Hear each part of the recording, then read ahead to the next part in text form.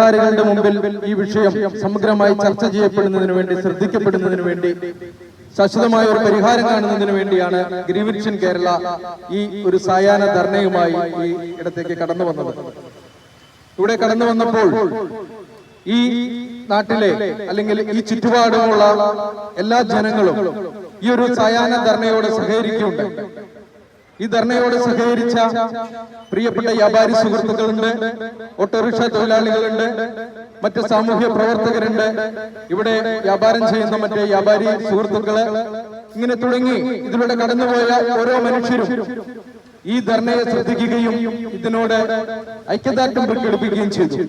അവർക്കെല്ലാം ഞാൻ ഹൃദയത്തിന്റെ ഭാഷയിൽ ഗ്രീൻ വിഷൻ കേരളയുടെ പേരിൽ ആദ്യമേ തന്നെ നന്ദി അറിയിക്കുകയാണ്. അതോടൊപ്പം ഈ യോഗത്തിന്റെ അധ്യക്ഷനായിരുന്നത് ഗ്രീൻ വിഷൻ കേരളയുടെ സംസ്ഥാന പ്രസിഡന്റ് ഐപ്പ് ജോൺ കല്ലിങ്കൽ സാറാണ്.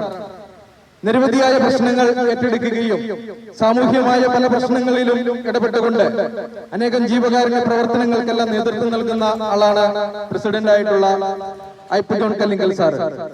കൃത്യസമയത്ത് തന്നെ ഇവിടെ എത്തിച്ചേർന്ന് ഈ യോഗത്തിന് അധ്യക്ഷപദം അലങ്കരിച്ച അദ്ദേഹത്തിന് ഞാൻ ഗ്രീൻ വിഷൻ കേരളയുടെ പേരിൽ കൃത്യമായ നന്ദി പറയുന്നു.